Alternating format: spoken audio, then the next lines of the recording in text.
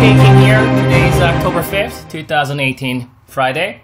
As I record this video, market should be open another 3 hours, so you should be seeing some flashing lights on your left. Again, K Kim with the Traders Club. Hope you guys had a good week trading this week. Market has been pulling back a little bit, and so we'll talk about that. Let's start with the spider, and then IWM Qs, XLF XLE, and we'll call it a day. So market is pulling back here a little bit. It's not a huge deal. Market is bound to go up and pulls back, right? So every pullback, there's always somebody somewhere freaking out, just saying all kinds of stupid things, and we've been talking about it, making fun of those people since back in April, really. So market gets into an uptrend. What is definition of uptrend? Higher lows and higher highs, and so that's what it has been faithfully cultivating. You can see that higher high, high low, go up, high, and then it's been actually doing very well for months, since June, July, all the way to October. So that's 7, 8, 9, 10, about 3 months or so. We had a great move, finding support above the 20 MA.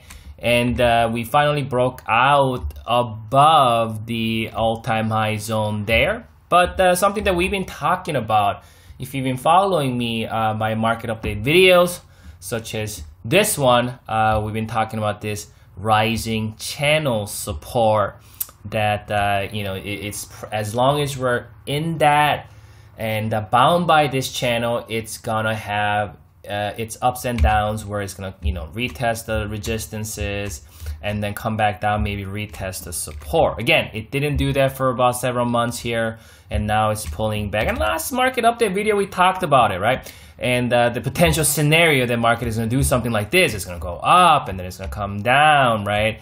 And then it's gonna go up and throw some kind of head and shoulder formation, potentially, right? And throw a lot of people off here. Again, every pullback, you want to know who are the solid traders are. Those are the ones that when they see a pullback, instead of freaking out, I'm like, oh my god, this thing, and they're always talking something negative. If you find a trader who can able to look at that situation and not look at it emotionally, but look at it objectively and see that the market is still an uptrend, that this pullback is just part of the process of building and cultivating and establishing that uptrend, right? With the higher lows and higher highs, and able to remain objective and remain in the overall trend, which is up. But if somebody is like, oh my god, well, this is bad news because Russell 2000 breaking down, it broke below it, and then we got the large cap tech stocks are pumping down. I don't know, this could be the top, this could be the crash might be coming.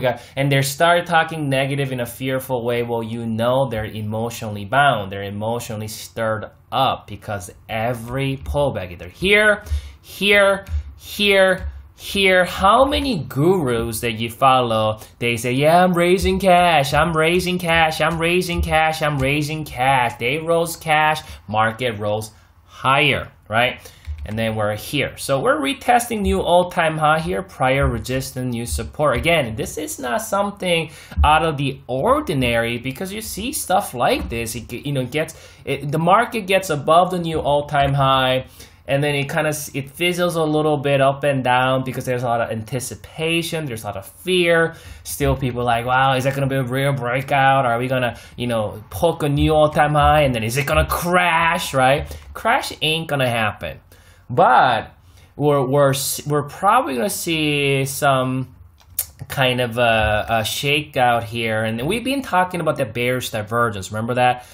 We've been talking about that, and I told you guys that that's a bit bearish in the short term. This is kind of reason why market has been trying to get up, but this bearish divergence has been a bit of a problem there. So we knew that if we've been talking about that bearish divergence, we knew that market is going to be rocket. It's nothing new. Everything we talked about, if you've been following me on Twitter at 2KKim, and if you follow me on my videos like these on YouTube and follow my blogs, then you know that something like this was kind of ahead. Something like this was part of that potentially could come. And we also talked about, you know, possibly that it could nullify this bearish divergence type of scenario. As of now, it is far from nullifying it, because you can see these oscillators are still coming down. You want to see this thing for it to nullify, coming back up and start to kind of nullify it this way and get back up to top of this band. We're not seeing that. So with that, feeling heavy, and we saw some of the gap ups here earlier this week and last week, and some of those gap ups were not able to sustain. They were not protected. So then we're seeing bears, kind of short-term bears coming in, taking advantage of the situation. So we're here. We have a little bit of gap that opened back in what, August 14. Let's zoom in here and just kind of talk about the minor term perspective. So you can see this gap that was open back in August 24th. That remains open as of today. So you got a lot of these gaps were closed, but that gap is open. We have a 50 MA in that vicinity. 20 MA that has been holding for so long now is broken.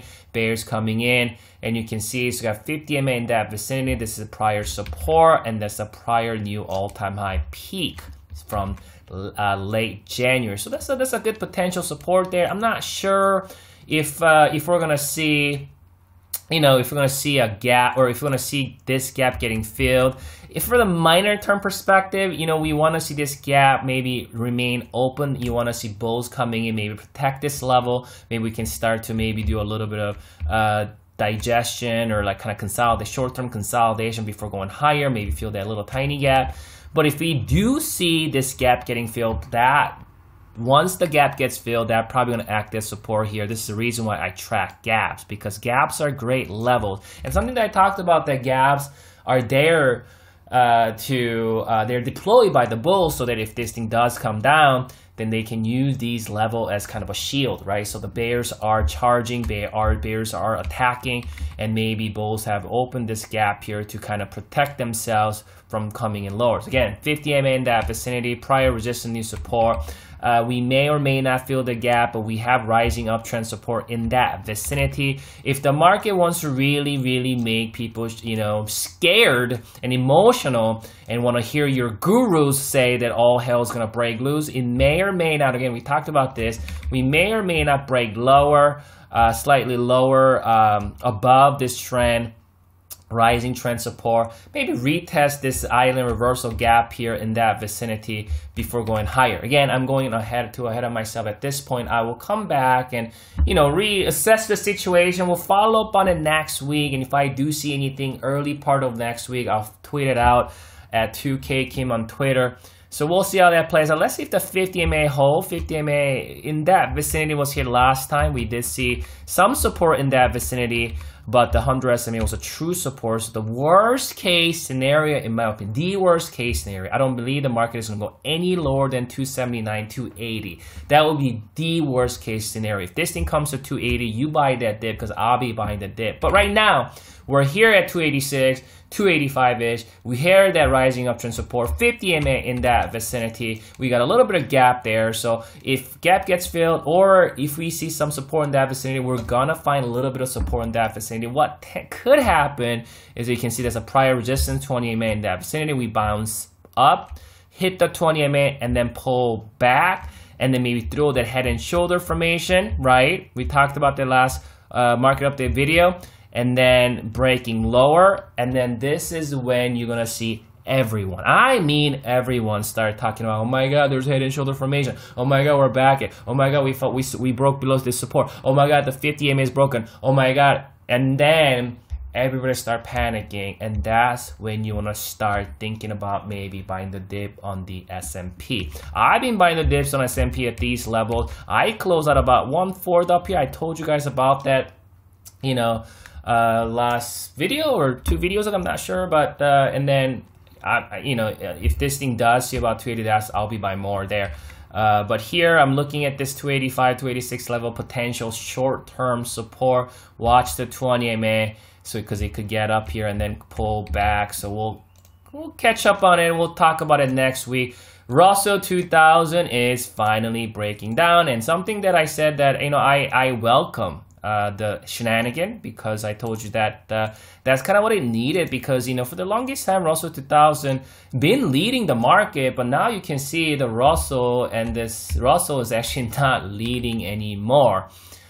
We actually broke below it. We're now back at this level. We're close to 200 SMA. I think this is strong support for the Russell. This or in that vicinity. I'll give you some wiggle room though. I'll maybe give 157, 160-ish level of a wiggle room. Not a bad level to buy the dip either. You can see 200 SMA did act as support. You can see you got slightly below it, trapped everybody. Do you guys remember 2017 how everybody said that all hell's going to, or the gurus that you follow, all hell's gonna break loose, and that was a proverbial bottom right below the 200 SMA.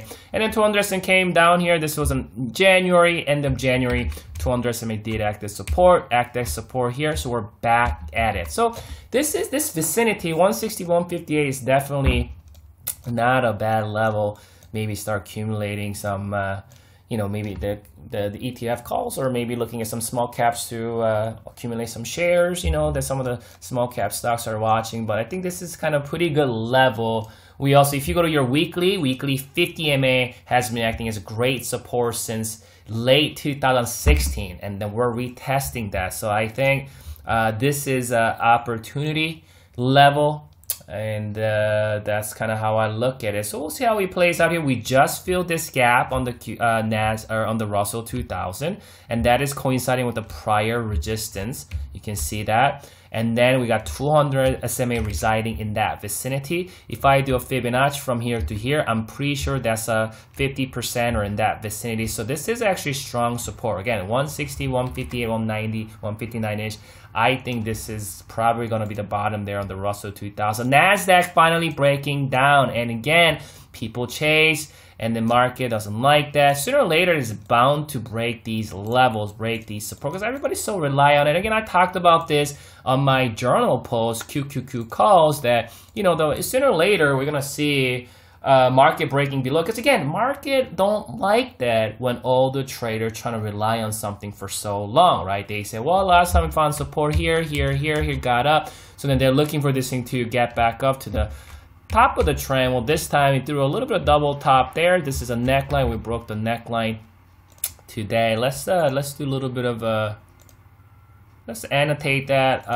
Just kind of short term double top neckline, right? So we got 100 SMA, 177, and 175.03. This is a prior resistance new support area.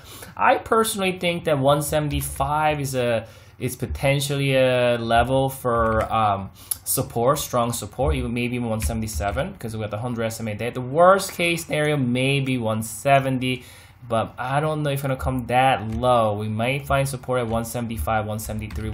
We'll talk about it next week. And I'm still holding my full position that I'm along here.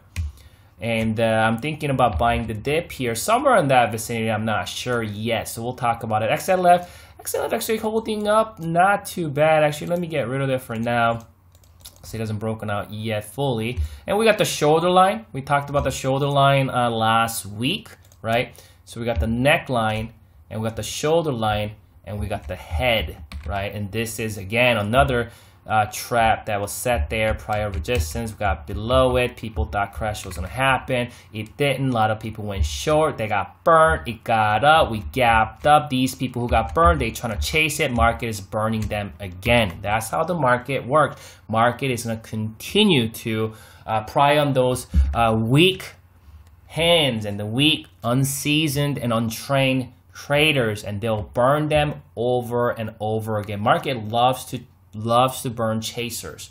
This is the reason why you don't ever want to chase, unless, let's say you did go long somewhere here, and then you say, you know what, I'm not gonna start acting emotionally because maybe you bought leaps or something like that. Then that's fine, you know what I mean? Because I've been building my positions on XLF. Some of the buying the dips, I actually did buy a little bit more in that vicinity. We got this 50% retracement. I drew this last week, Fibonacci, that is coinciding with that shoulder line. So we saw the gap, but we got a little bit of like island type of gap. It's not a textbook island, but we saw the gap down, we saw a gap up, right? So we definitely have a characteristic of the island reversal. Let's do that. Let's do this. So we know this, you know, maybe that could be useful, right? Because we know that that's island. So let's see if we can hold that, maybe hold above it. Let's do this then.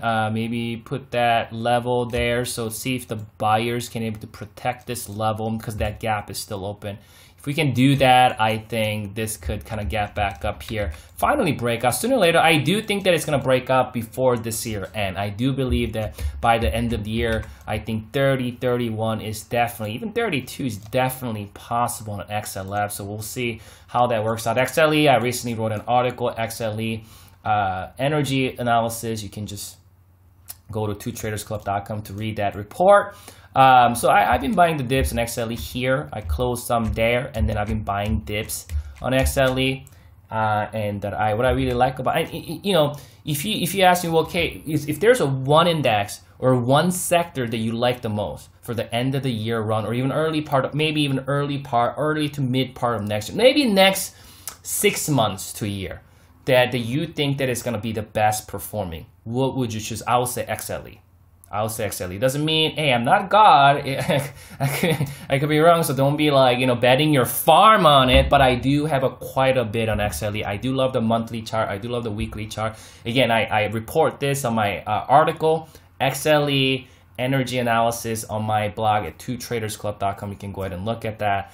And it's been a building base for a while, and I am anticipating a breakout out of this base there. You can see that slowly, I mean, we saw that big decline and then how it's been stopping short. That's what I call stopping short. So last time it backed up to this level, instead of coming all the way down, it stopped short. Again, we are back at that level. Instead of coming all the way down, it stopped short. We haven't broken out yet, but I'm anticipating. And that was the whole strategy of this year. Remember what I said about stopping short? Remember right here, instead we got all the way up here. Remember, this is not new. You guys heard this from me before, back in June and May and all throughout. I said, instead of coming all the way down, it stopped short. Got up, it's, you know what I mean? Instead of coming down more, it stopped short. That's how you know the characteristic is starting to change. And something, same